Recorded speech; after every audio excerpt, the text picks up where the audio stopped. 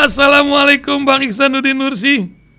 Waalaikumsalam warahmatullahi wabarakatuh. Nah, apa kabar Bang? Sehat ya? Alhamdulillah, Alhamdulillah. insya Allah. Ini kita ini Eropa, Indonesia sudah bikin kumpul-kumpul. Ada yang kondangan di Solo padat kali, tapi kok di Cina masih ada COVID, dan ini juga menjadi sebuah catatan baru-baru ini ketika Anthony Fauci ribut dengan Elon Musk. Urusan yang satu ini, mungkin Bang Ihsanuddin Nursi punya cerita di balik ini. Ini kan Elon Musk ini, Anthony Fauci ini bukan orang biasa ini, tujuh presiden didampingi beliau. Apa yang Bang Ihsanuddin Nursi lihat dari Hang Heng Hong, virus yang Anda kritisi dari awal kisah pandemi ini? Silakan Bang. Kalau Bismillahirrahmanirrahim. Kalau cerita Elon Musk melawan Anthony Fauci, sebenarnya Elon Musk nggak sendiri.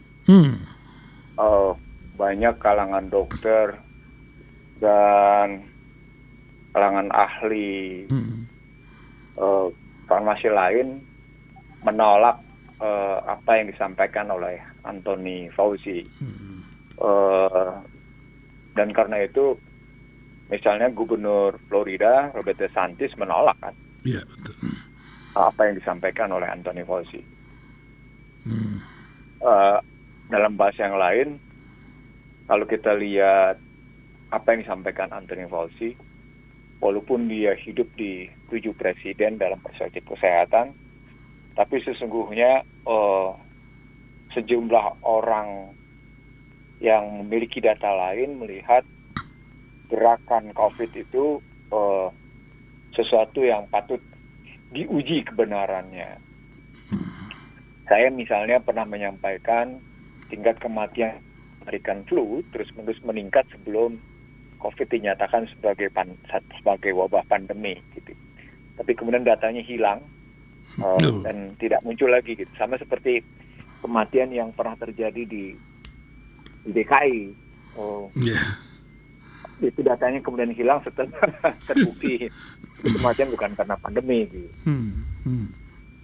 Maka kemunculan Elon Musk untuk menggugat Anthony Fauci sepertinya mengikuti apa yang disampaikan Dr. Malone, disampaikan juga beberapa tokoh Yahudi bahkan yang menolak apa yang disampaikan oleh Anthony Fauci.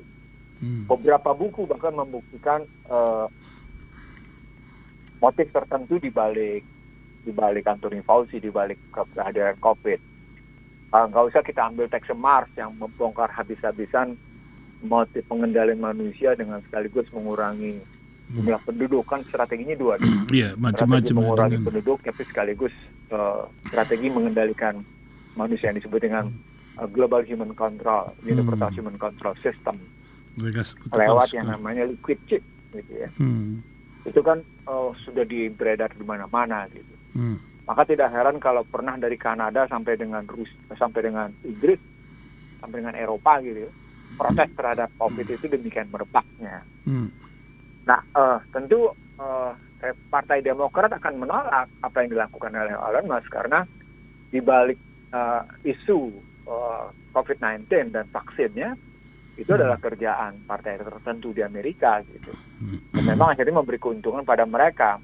Misalnya laporan keuangan tahun 2022 ini akan sama tetap memberikan keuntungan pada 2 sektor. Sektor IT dan sektor farmasi, sementara sektor yang lain tidak mampu memberi keuntungan. Begitu juga misalnya pada sektor energi gitu, di tengah yang namanya Biden meminta agar Muhammad bin Salman tidak memasok minyak secara berlebihan sehingga harga minyak terkendali, dan itu dipenuhi setelah Muhammad bin Salman mendapat impunitas gitu ya, kekebalan atas kasus Jamal Khashoggi. Jadi kasus COVID ini nggak bisa kita lihat sebagai single variable gitu, sebagai variabel tunggal, sesuatu yang berdiri sendiri.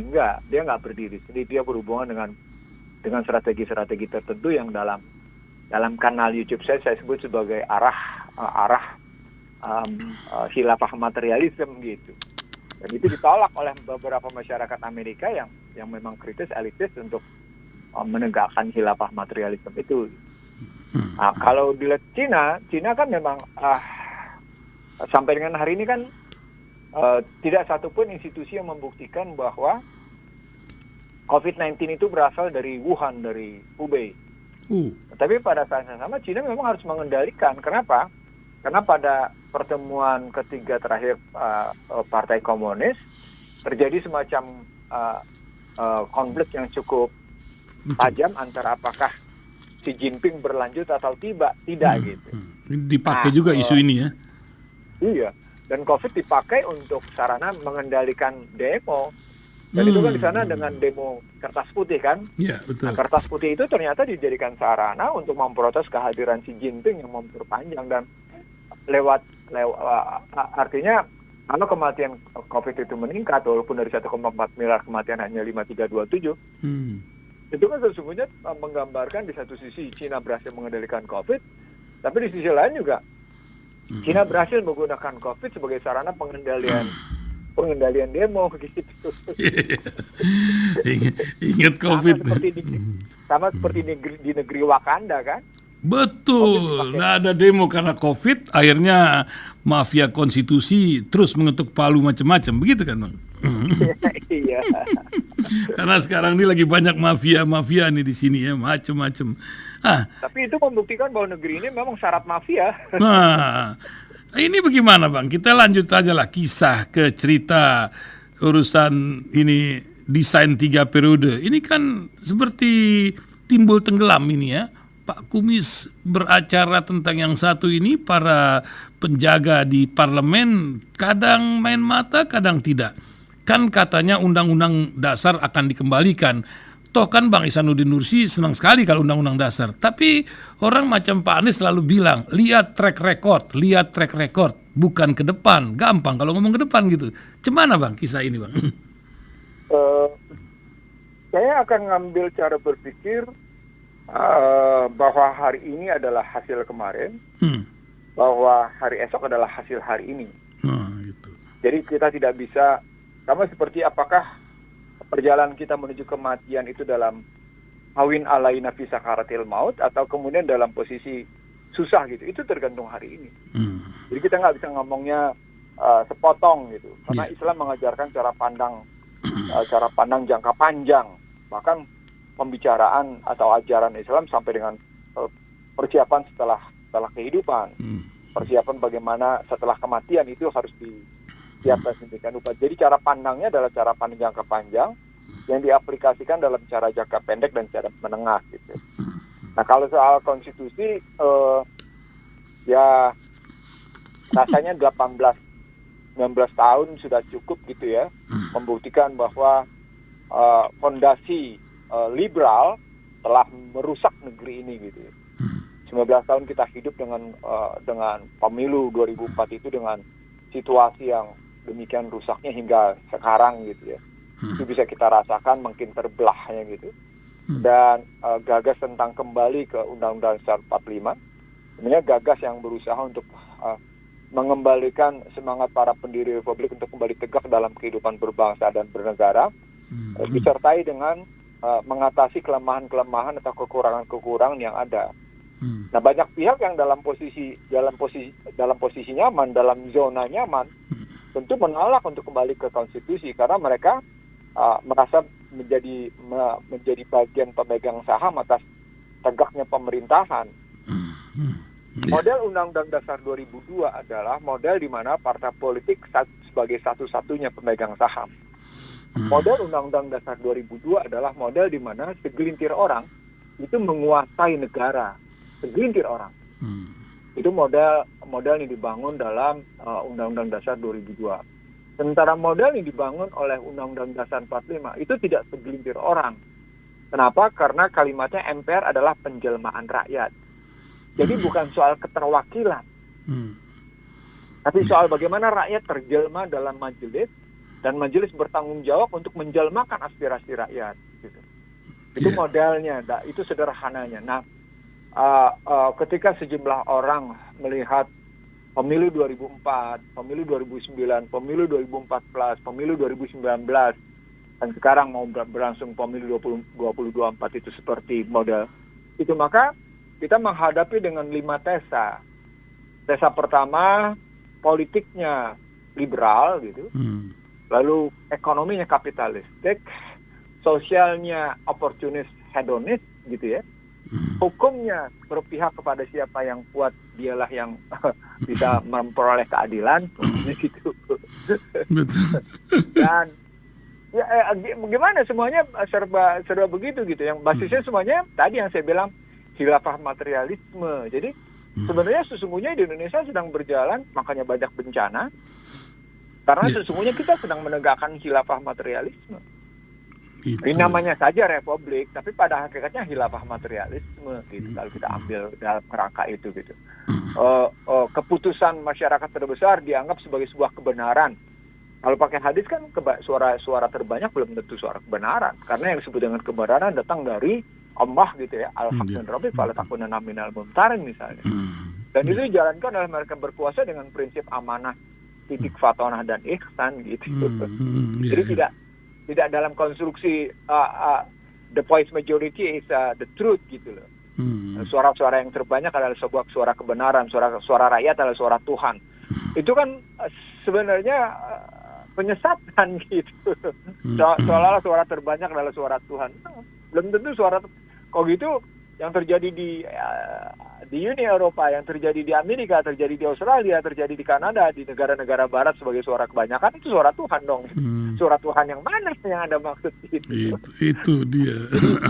Itu yang mesti kita lihat dalam kerangka konstitusi gitu. Nah kalau bicara perpanjangan, saya kira justru nggak terjadi kalau kita teliti membacanya dengan baik. Jadi ada perbedaan isu antara kembali ke Undang-Undang Dasar 45 dengan perpanjangan masa jabatan. Saya ulang ya, hati-hati cara membacanya. Ini orang cara membacanya cuma cara membaca linear, lurus, atau kemudian terbalik. Padahal cara pandang itu, cara membaca itu tidak demikian rupa. Sama seperti kita baca Al-Quran, cara pandang kita membaca Al-Quran kan tergantung sekali pada ilmu yang kita punya. Seperti ngupas bawang kan, kulit 1, kulit 2, kulit 3, kulit 4, kulit 5 gitu kan. Begitulah cara membaca kembali ke konstitusi dengan isu perpanjangan. Jangan istilah saya jangan linear. Istilah saya gini deh, jangan lurus-lurus banget memandangnya gitu lah. Iya, harus punya reserve. Kalau mandangnya lurus, kalau caranya mandang lurus banget nanti kelihatan ininya loh, nanti kelihatan apanya ya. Nanti kelihatan sederhananya gitu loh. Iya. Gak enak ngomong kasarnya. Kelihatan bahlulnya begitu kan. Mau ngomong gitu. Ya salam. Ya, luar biasa ini negeri memang, Bang. Ini memang luar biasa. Ini hari-hari ini kita disibukkan dengan berita tentang apa ya?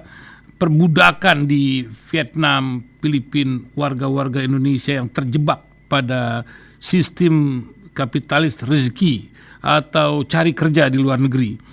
Perbudakan masih ada hingga tahun sekarang, walaupun baru saya baca tadi Perdana Menteri Belanda minta maaf atas 250 tahun perbudakan termasuk Indonesia. Rutte ini Perdana Menterinya. Apa yang Bang Ihsanuddin Nursi lihat? Apakah ada perbudakan yang lain lebih dari ini semua? Kata seorang Bang Ihsanuddin Nursi. Apakah kita sudah lepas dari perbudakan, Bang? Silakan, Bang. Wah, sedang berkelanjutan perbudakan itu di Indonesia. Masih ada. Jadi kalau pakai kanal YouTube saya dengan istilah ultra modern slavery system, itu sesungguhnya gambaran satu sistem perbudakan yang dirasakan sebagai sebuah sistem yang bukan tidak merasa sebagai budak. Jadi satu sistem yang berjalan, sistem perbudakan yang dirasakan oleh masyarakatnya sebagai sebuah sistem yang bebas merdeka gitu. Contoh sederhana adalah kalau saya ngambil contohnya itu ojek online gitu. Itu contohnya. Contoh sederhananya adalah sistem riba gitu. Itu kan perbudakan. Contoh sederhananya adalah kekuatan modal yang bisa menginvasi apapun sehingga atas nama modal Anda memberikan habis-habisan sumber daya alam Anda sedemikian rupa sehingga Anda terima cuma bisa dapat 5-10%, tapi 90% diambil oleh pemilik modal. Oh iya. Jadi yang disebut dengan eksploitasi nilai-nilai kemanusiaan gitu ya, human exploitation itu yaitu perbudakan. Itulah yang dilawan oleh Islam. Islam itu menentang habis-habisan sistem perbudakan. Tidak dikenal dalam Islam sistem perbudakan gitu ya, sama sekali, dan dilawan habis-habisan dengan karena dia bertentangan dengan nilai-nilai kemanusiaan. Jadi dalam sistem dunia, ini ditulis dengan baik oleh Immanuel Wallerstein, lalu dilanjutkan oleh David Kirjin, lalu ditulis lagi oleh beberapa ekonomi politik dunia. Sesungguhnya sistem perbudakan itu berkesinambungan sejak yang namanya terjadi persaingan antara kekuatan orang kaya dengan negara, dengan gereja. Jadi terjadi persaingan antara orang kaya, gereja, dan negara asal muasalnya, kalau pakai cara berpikir mereka sebelum Islam datang ya. Yeah. Orang kaya ini memerintah sedemikian rupa sehingga dengan kekayaannya dia memperbudak manusia gitu. Dan ini ditentang oleh yang namanya gereja. Tapi gereja kemudian berhadapan juga dengan yang namanya organisasi yang dibentuk oleh orang kaya dengan nama negara. Maka terjadi persaingan antara negara dengan gereja. Disitulah terjadi pembedaan antara negara dengan agama dipisahkan, antara gereja dengan negara dipisahkan. Padahal di balik itu orang kaya yang melakukan rekayasa, orang kaya yang berkuasa. Nah, ketika mereka kemudian berhasil membangun pergeseran dari aristokrasi, dari teokrasi ke aristokrasi menjadi demokrasi, orang kaya ini tetap berlindung di balik kekuasaan itu. Itulah yang muncul di balik keluarga Rothschild dan Rockefeller. Hingga hari ini gitu. Nah, itu kalau lihat sejarahnya, itu yang disebut oleh banyak kalangan sebagai oligarki ekonomi dengan oligarki politik, ketemunya di situ gitu. Saya kemarin dalam sebuah diskusi berhasil mengungkapin misalnya berapa biaya lobi orang kaya di Amerika dari tahun 98 sampai dengan tahun 2021. Ternyata tahun 98 keluar biaya lobi di Amerika itu 1,47 miliar US dollar. Masya Allah, 147 miliar. 1,47 miliar. Oh, 1,47 miliar. Itu untuk menjalankan kepentingan orang kaya, agar mereka bisa mempengaruhi keputusan Kongres, agar mereka bisa mempengaruhi keputusan Gedung Putih gitu. Nah, itu keluar itu 98. Di 2021 dia meningkat lebih dari 2 kali lipat, menjadi 3,27 miliar US dollar. Di 2021 3,27 miliar US dollar. Iya, pantas. Kebayang nggak betapa besarnya kekuatan lobby mereka untuk mempengaruhi keputusan gitu. Jadi ketika kita lihat yang namanya hajat hidup orang banyak mereka kuasai berdasarkan prinsip politik liberal dan prinsip ekonomi pasar bebas, itu sesungguhnya mereka mengendalikan negara gitu. Itu yang saya sebut sebagai bagian dari fasisme global gitu. Jadi dan itu kelihatan pada kasus COVID, dan itu kelihatan pada kasus vaksin gitu. Anda bisa lihat produsen vaksin itu kan tidak ada satupun yang BUMN. Swasta. Kecuali yang dimiliki oleh Cina. Kalau Cina semua di BUMN kan, betul. Iya. Itu yang disebut sebagai pertarungan corporate capitalism melawan state capitalism, korporasi kapitalisme. Ya, melawan yang namanya BUMN kapitalisme. Jadi kapitalisme korporasi itu tadi kalau kita lihat pada vaksin itu bisa kelihatan, misalnya nggak usah disebut lah ya tadi di bahan. Itu begitu juga pada BUMN Cina itu kelihatan di situ gitu. Nah, untuk Indonesia sesungguhnya dia jelas kalau berdasarkan pasal 33. Nah, pertarungan orang kaya yang kayak seperti itu terus menerus bertahan. Dan untuk bisa seperti itu, orang kaya memang harus melahirkan satu sistem perbudakan yang tidak dirasakan sebagai budak bagi pelakunya, gitu. Gitu. Jadi orang kaya harus melahirkan satu sistem. Jadi ikhlas menerima perbudakan itu, begitu. Betul, ikhlas menerima. Padahal bukan soal ikhlasnya. Padahal soalnya adalah soal kecurangan, soal gagalnya peran negara. Jadi ada 5 kesalahan besar ketika kita melihat sebuah sistem perbudakan. Pertama adalah soal pemimpin, pasti soal pemimpinnya, pemimpin negara yang bersangkutan gitu. Yang kedua adalah soal sistem. Nah, ketika masuk ke dalam sistem itu akan ketemu di mana kesalahannya gitu. Kalau kita lihat gitu. Yang ketiga soal komitmen para pihak yang hidup sebagai sebagai satu bangsa, sebagai satu bangsa dunia atau bangsa-bangsa di satu negara gitu. Nah itu komitmennya kayak apa gitu. Yang paling berikut adalah soal keserakahan dan kejujuran. Kan orang kaya bicara soal keserakahan dan ketidakjujuran. Selalu nggak pernah cukup, betul ya. Iya, tidak pernah merasa cukup gitu. Yang kelima, problematiknya di situ kelihatan bahwa kekayaan itu bisa memberi apa saja, termasuk memberi kekuasaan, memberi politik, dan memberi persenjataan. Orang miskin beli makan aja susah, ngapain juga beli senjata, beli hukum gitu. Jual luar biasa. Bang, ini kita balik yang lagi demam sekarang, bola Bang. Tapi kami coba menghubunginya dengan cerita Argentina yang sedang kocar-kacir ekonominya. Pertumbuhan yang 0, sekian, juga inflasi yang luar biasa. Dikasih hadiah juara dunia.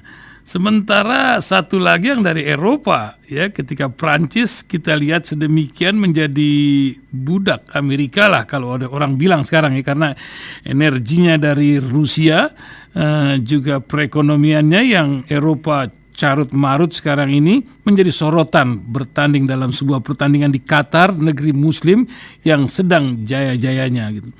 Juga fenomena Maroko yang ramai kemarin menjadi dakwah tersendiri di tengah perhelatan yang luar biasa ini. Apa yang Bang Iksanuddin Nursi lihat dari peristiwa yang baru saja menyebabkan orang telat tidur beberapa hari kemarin? Silakan, Bang. Satu kondisi VUCA. VUCA, lihat di situ ya. Jadi terlihat itu kondisi VUCA. Dunia yang kalau pakai bahasa Alan Greenspan, bahasanya Joe Biden, inilah satu era yang penuh dengan gejolak, gitu. Disederhanakan begitu. Tapi kan kalau pakai bejana berhubungan pasti ada sesuatu yang pasti dong, ada sesuatu yang tenang dong. Dari suasana yang penuh dengan ketidakpastian, pasti ada suasana yang pasti sebagai bentuk bejana berhubungan, sebagai sesuatu yang sebagai bentuk sunat tembah kan gitu. Sunat tembah kan begitu bicara. Lalu berpasangan. Nah sekarang bisa kita lihat pada kondisi Argentina yang menjadi juara, itu kan seimbangnya dengan Maroko yang menjadi sekedar juara keempat gitu. Iya kan? Maroko ekonomi nggak masalah, tapi dia cuma juara keempat, kalah sama Kroasia kan? Betul. Itu bisa kita lihat itu bagaimana Argentina juara pertama tapi inflasinya 100% dengan tingkat kemiskinan 36 sampai dengan 40%. Kan dahsyat itu. Dahsyat kali. Saat yang sama kita bisa lihat Qatar sebagai penyelenggara, sebagai bentuk membangun keseimbangan antara dua belah pihak, itu mampu mengeluarkan belanja sampai setara dengan APBN kita hanya untuk menyelenggarakan. Iya betul. Setara itu dengan APBN Indonesia setahun gitu. Gila. Luar biasa gitu. Iya, 300 triliun apa? 3.000 triliun. 3.000 triliun.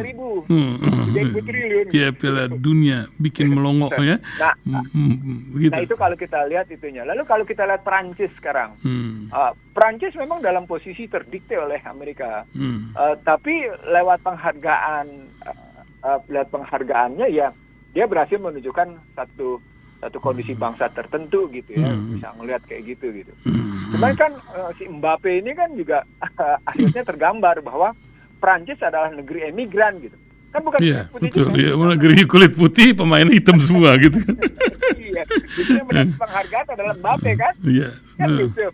Sementara pada Argentina kan jelas Lionel Messi yang dapat penghargaan. Tanpa harus bicara tentang seperti Diego Maradona, sampai pemberitaan yang muncul dari berbagai media menyebut Lionel Messi menjadi dirinya sendiri dalam Piala Dunia 2022. Waduh, sampai sebegitunya gitu loh.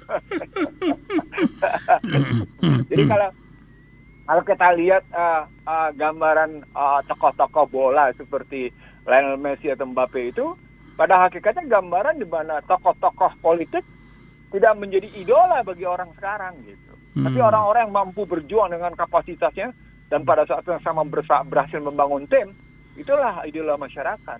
Itu artinya sesungguhnya dunia materialisme telah betul-betul mengeringkan, telah mengkandaskan nilai-nilai kemanusiaan, telah mengkandaskan satu kehidupan yang menyenangkan. Gitu poinnya kalau saya ngelihatnya. Hingga bola menjadi sebuah pandangan hampir 2/3 masyarakat seluruh dunia gitu kan kalau melihatnya. Kan tidak ada media yang matanya terlepas dari peristiwa di Qatar. Tidak ada media yang terlepas. Seluruh media terfokus. Kalau saya lihat dari 15 media yang saya saksikan di gadget saya gitu. Semua detail-detail Qatar diungkap semua. Semuanya ke sana, bahkan mereka melaporkan dengan setajam-tajamnya, sedetail-detailnya gitu ceritanya. Nah, itulah gambaran bola yang telah memberikan cermin bahwa kehidupan materialisme, kehidupan kapitalisme telah mengkandaskan, telah mengeringkan nilai-nilai kemanusiaan, dan mereka berhasil mendapat jawaban kehiburan gitu ya dari kekeringan nilai-nilai kemanusiaan itu lewat bola gitu kalau saya lihat. Dan Qatar ini sepertinya menjadi sebuah magnet tersendiri di antara Tom and Jerry, Iran dan Saudi, juga berbagai kisah. Hanya Israel nampaknya yang warawiri di sana, tapi banyak diusir peserta penggembira di sana. Apa yang Bang Ihsanuddin lihat dari potensi Qatar ini sebagai stabilisator di Timur Tengah? Bisakah terjadi ketika banyak para oposisi negeri-negeri Timur Tengah berlindung di balik negeri yang satu ini, Bang? Qatar itu di era Trump dituding sebagai donatur teroris. Ya, di era Trump, betul. Ya, di era Trump dituding sebagai negara donatur teroris. Qatar tidak terima gitu ya. Qatar tidak terima dan Qatar membuktikan bahwa dia tidak pernah mendanai teroris. Sementara pada saat yang sama, dari kasus Arab Spring dan dari kasus Syria dan dari kasus Irak sendiri gitu ya, isu teroris sebenarnya kan muncul datang dari Amerika, tidak datang dari mana-mana. Jadi penciptaan isu teroris itu datang dari Amerika sendiri, datang dari Washington gitu. Dan kemudian itu terjadi sejak yang namanya WTC rontok hingga hari ini. Kalau kita ngelihat dari cerita National Security Strategy of US Oktober 2022 dan National Defense Strategy of US, itu isu teroris masih melekat di dalamnya. Jadi artinya selama 20 tahun gitu ya, 21 tahun tepatnya, isu teroris itu masih tetap membahana di panggung dunia. Nah, Qatar membuktikan, saya bukan teroris, saya bukan pendana teroris, dan saya berhasil mengajak mata dunia melihat negara kami sebagai negara yang aman, tentram, damai, tidak ada satu kekuatan teroris apapun gitu ya. Kan terbukti selama kegiatan bola tidak ada problematik soal teroris kan? Tidak ada bom, tidak ada ini, tidak ada itu gitu. Itu kelihatan di situ. Dan ketika Israel mencoba muncul, Israel yang biasa menteror juga tidak bisa bikin apa-apa, bahkan diusir balik. Kan sesungguhnya sumber teror jadi bisa kelihatan jadinya dari mana gitu. Nah, dari perspektif itu, dalam bahasa yang lain, Qatar melakukan dakwah. Saya tidak sedang berkampanye, mereka tidak sedang berkampanye, tidak sedang mempromosikan diri, tapi mereka sedang berdakwah. Dan dakwah mereka bukan kepada siapa-siapa, dakwah mereka kepada tamu. Nah, kalau kemudian ada multiplier efek terhadap di luar tamu, itu soal nomor 2. Tapi dakwah terhadap tamu jelas bahwa Qatar adalah sebuah negeri yang penuh dengan kehangatan dalam menerima tamu, tapi harus tetap tunduk pada tuan rumah gitu.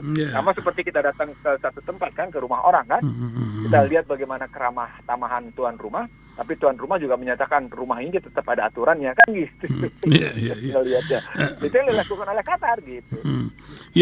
Ini sebenarnya bisa dilakukan oleh sebuah negara yang katanya umat Islamnya terbanyak di Indonesia, tapi kan kita mendapat himbauan untuk tidak melakukan politik penjurusan ke arah sana gitu.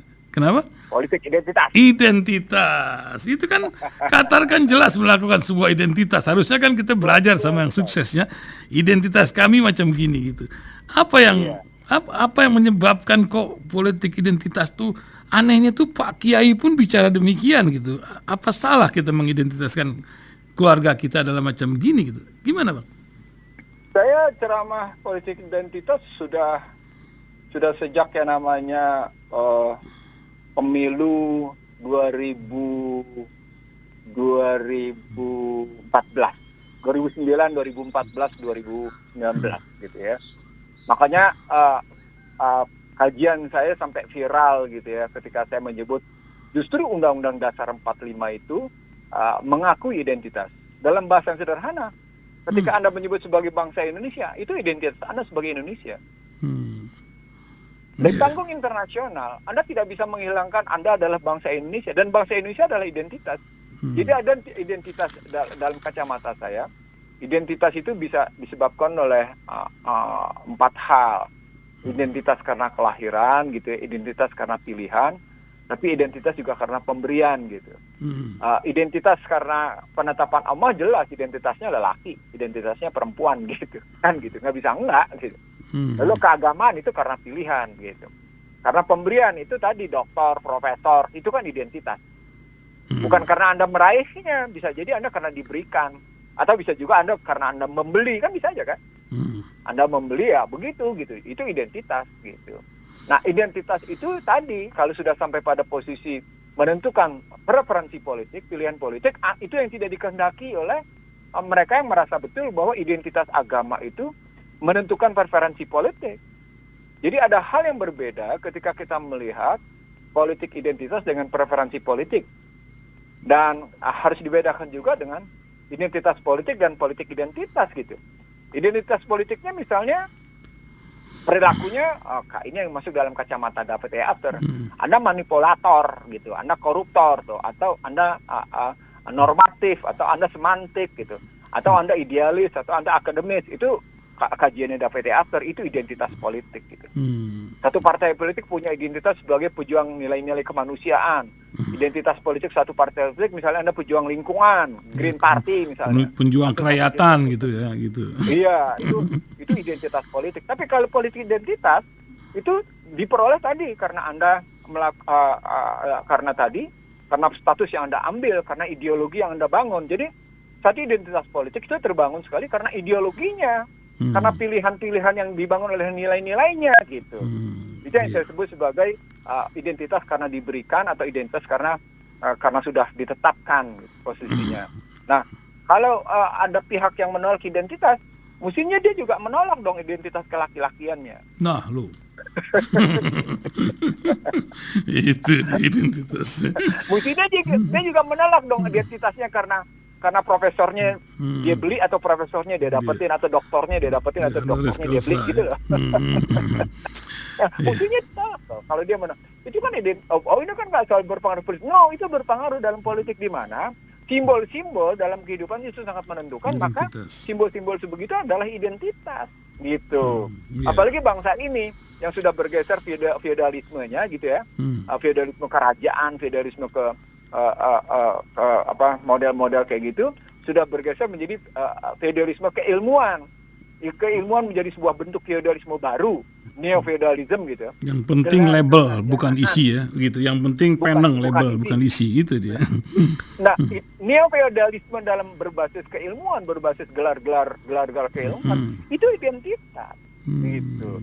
Seorang mendapat gelar ulama, seorang mendapat gelar kiai gitu ya. Seorang mendapat gelar ilmuwan. Itu kan karena memang identitas yang dia bangun gitu. Nah, seorang yang beragama Islam itu identitas karena memang pilihan dia beragama Islam gitu.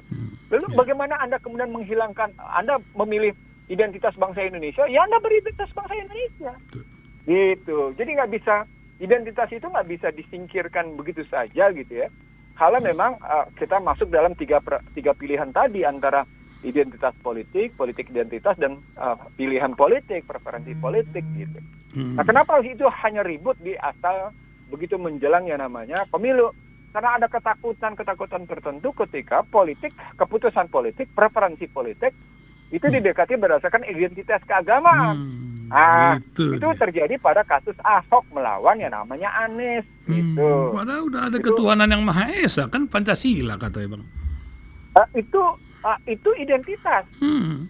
Itu identitas. Jadi kalau Anda ambilnya bahwa ketuhanan yang Maha Esa sebagai Pancasila dan Anda terapkan itu dalam pilihan politik, maka Anda tidak bisa mencegahnya.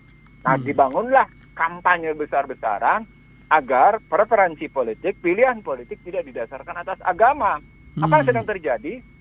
Yang sedang terjadi adalah arah politik disekulerkan. Politik tidak lagi punya muatan-muatan keagamaan, tapi politik sepenuhnya bermuatan sekuler gitu.